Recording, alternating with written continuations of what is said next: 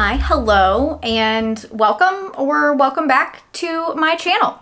I'm Courtney and I am a part-time artist with a full-time job, and I also do a lot of knitting, sewing, reading, quilting, all of the books, strings, and things. So today I wanted to talk to you a little bit about using references in our art practice. And in particular, why using references is so critical for me personally, and it might be the same for you. But before we get into this video, don't forget to subscribe so that you can keep up with all of my books, strings, and things. All right, so using references in our art practice. When I first started making art, it was way back in, I don't know, probably middle school, high school, in art classes, as you do, you know, outside of like coloring books as a kid. That was the first like formal art experience I really had. Probably the same for a lot of you. So of course, in those classes, we used references all of the time. The teacher gave us their example, and we followed whatever teachings that they had and tried to make something similar to what they had made. That's using a reference. So I hadn't done a lot of art in quite some time. I was doing all of the knitting, quilting, what have you, but I got back into art as far as like sketching, drawing, painting a couple of years ago because I did a graphic design program for part of my job, and one of the professors in one of the courses really emphasized getting a physical sketchbook and doing a daily sketching practice, because even though most of what we do as graphic designers is digital, having that physical art practice and that daily sketching really helps improve the things that you do on a computer. So I started sketching more and really got into making art, but I kept feeling like using references was cheating in some way. I thought all of the art things, including my graphic design stuff, should be coming from my brain. They should all be original ideas. I should never be using a reference. That was cheating. And I was really hung up on this for quite some time. But thankfully, I started watching some artists' videos on YouTube, and one of the first ones that like really turned the light bulb on for me was The Last Coffee Bean, and I will have it pop up in one of the things up here. But it was their video on how they do cluttered backgrounds, and they had a whole entire Pinterest board of different photos or drawings and just like cluttered things that they would incorporate into that one final piece. So it's not like they were copying a piece exactly, even though some artists do that. Some really famous, really high selling artists copy from the masters exactly. I'll pull up an example of that in a second. What The Last Coffee Bean was doing was just pulling together all these pieces and making it into their own. So that kind of gave me permission to start using references a little bit and like not beating myself up as much for it.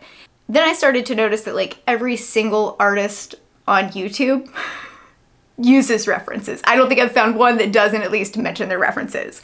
So thankfully, that helped me get over my hang up around using references. So I was talking to one of my friends about this one day, and I don't really remember how this came up, but both of us have a background in academia. I used to be a high school teacher. I was a college professor for a while, and somehow the topic of aphantasia came up, and I was like, what is this? So I'm going to read you the definition from the Cleveland Clinic really quickly. Aphantasia is a characteristic some people have related to how their mind and imagination work.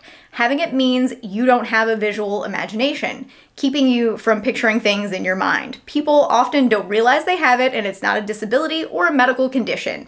It's also called mind blindness. So the way that my friend explained this to me is the classic example that you will see everywhere on the internet, and it's to picture a red apple. So take a second, close your eyes, and try to picture a red apple in your mind's eye. And now leave me a comment down below. Let me know what you see. When you close your eyes and try to picture a red apple, are you seeing like the apple like you would in real life and you're holding it in your hand? Are you seeing just the outline of the apple? Are you seeing kind of a generic red apple like you would see on a kindergarten wall made out of construction paper? Are you seeing nothing, like a gray box? So if you're seeing kind of the nothing, the gray box, you might have aphantasia. That's what I have.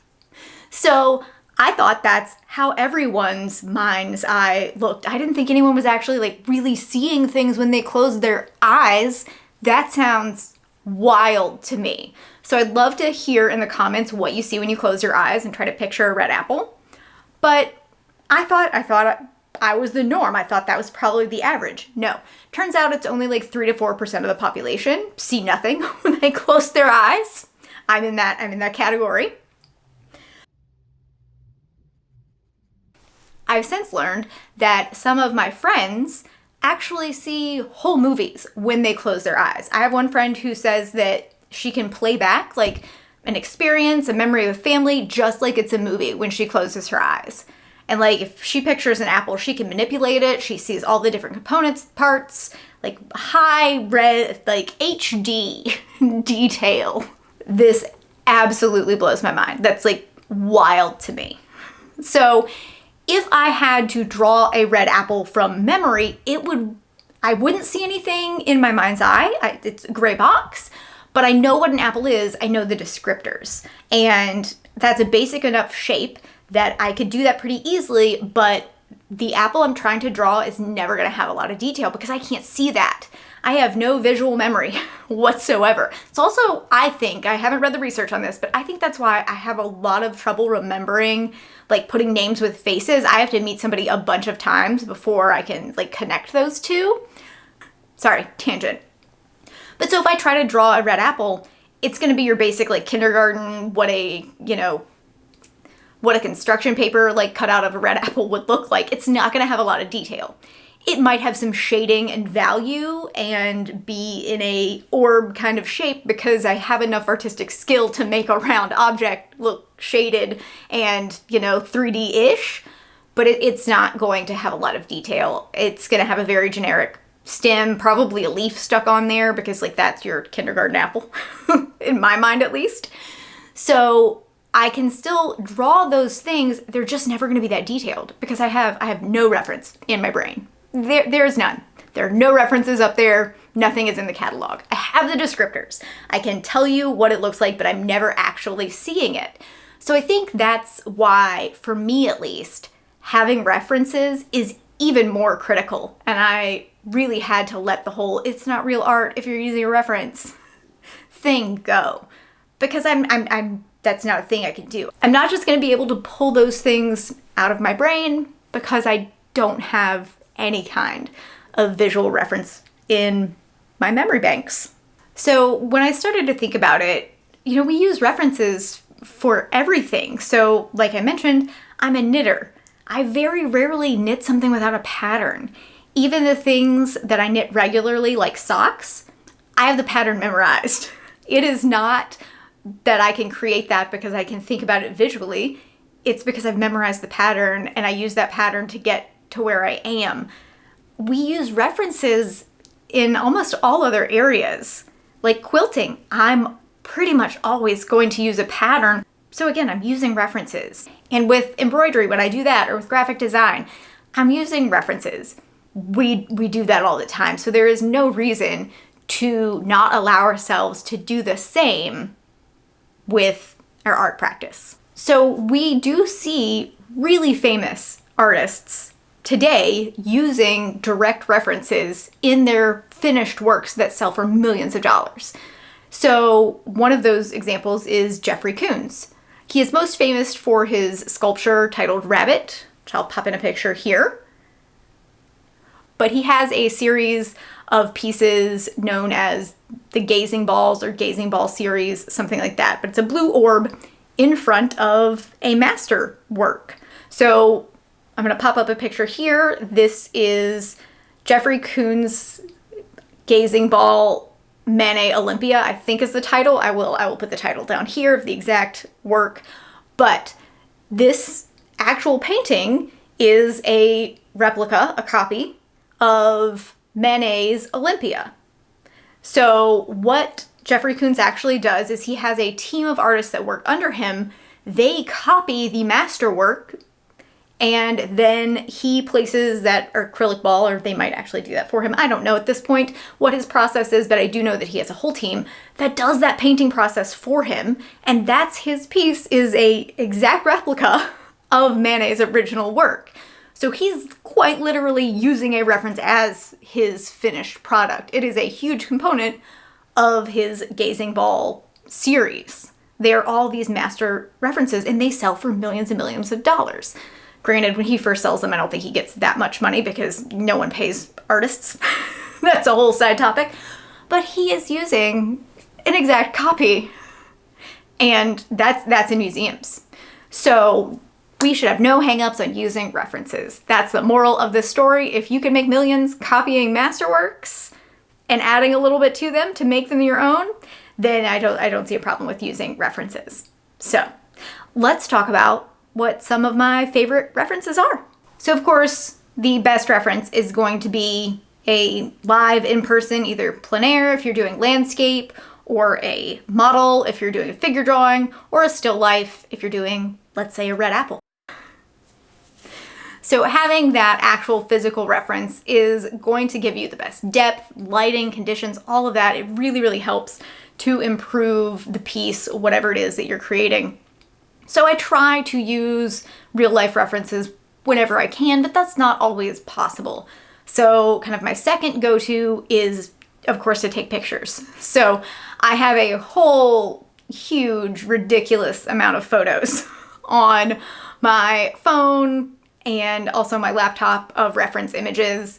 Right now I'm working on a series of some bookstores in Vermont, so I'm slowly collecting a million different reference images of those bookstores so I can work on that series. I try to take them in person when I can, but if I can't, I will also use Google Street View if possible. Sometimes that's really not the best, but I'll pull references from there, especially if I need a better, clearer day. So one of the ones that I went to recently, it was pouring rain when I was trying to take my reference photos. It's like an hour and a half drive to this place.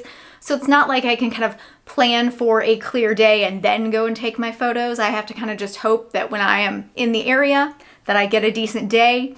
But if I don't have the best lighting, I'll see if Google Maps has something better. And sometimes I'll use that just for additional details if my photo's not clear enough, or if there were traffic or people in the way, something like that. So I'll pull from a couple different places. Then of course, everyone uses Pinterest, as we all know, and there are some pros and cons with that. I'm not going to get too in the weeds. There's a lot of other people who talk about using Pinterest for references, but I think really the main component there is always, kind of cite your sources. If you are using people's references, make sure that you do give credit, especially if it is original work. But Pinterest is a go-to for a lot of people for references. And then I do have several reference books that are kind of tutorial books. So how to do botanical drawing. I've got some on perspective. And right now I'm trying to learn how to draw faces. So I've recently purchased a couple books about drawing portraits and faces. So those are, of course, really good options for reference books as well. One of my favorite things, though, is to wander through the local used bookstore. We have a wonderful used bookstore that has a massive section of art books. So if I'm looking for something that's kind of in that vein, if I want to do a master study, I will pick up one of those. But they also have so many other sections that are what you think of as reference books, but they're things like Audubon books. So identifying mushrooms. If you've seen one of my recent videos, I was drawing some mushrooms out of that book. And then there's gardening books, architecture books. So they don't have to be drawing specific, but they have so many great photos or illustrations even. I'll pick up kids' books that have really good and fun illustrations. So there's a lot of really great options. Just wander a used bookstore because you can also get really good deals. And then of course, local libraries. You can see what they've got as far as their reference collection, as well as their art books. There's always something in there that you could pull from. And again, the children's section, if you're into illustration, those are some great reference materials. So definitely check those out. Then I also like to use magazines. from time to time, especially right now because I am trying to do portraits. I get a magazine on running, and my neighbor actually drops off her Vogue magazine when she's done with it because the image quality in those magazines is so good. They're such high resolution photos. And the other nice thing is I'm probably going to throw it away later, so I can rip a page or two out of it and take it with me on the go for doing some reference sketching practice, especially if I'm working on faces or something. If I have a work trip, I can pull a couple pages out of a magazine and have those to practice while I'm out and about traveling. So magazines are another really good option for references that I think we sometimes forget about. But I'd really love to hear from you what sources you use for references. Did you have this same hang up that I had about using references? Was it just me? Don't beat yourself up like I did about using references. Be kind to yourself. Use the reference. Cite your sources when possible, but don't put any more pressure or shame on yourself. Everyone uses references, and some people sell them for millions of dollars. So we should all be using our references. We should share our references. I would love to know what your favorite references are. I will leave some links to mine down below. I do put some of my own original photos on my Pinterest, on my reference board there. So I will link those and my other reference boards that I use down below. But I'd love to hear what you use for references. Do you like books? Are you using more of digital references? Do you have any other suggestions? Anything I didn't mention? Definitely leave that down in the comments below. But I hope you enjoyed this video, a little look at using references and maybe why some people lean more heavily on references than others. Did you already know about aphantasia? Had you heard of that before? Was that a thing? Was I the only one that didn't know about this? And I'm walking around just seeing my gray box. Really interested to see your answers to what you see when you try to visualize an apple. So looking forward to seeing those comments. But I hope you enjoyed this video and maybe learned a little something. I hope you're having a great week wherever you are, and I will catch you in the next one.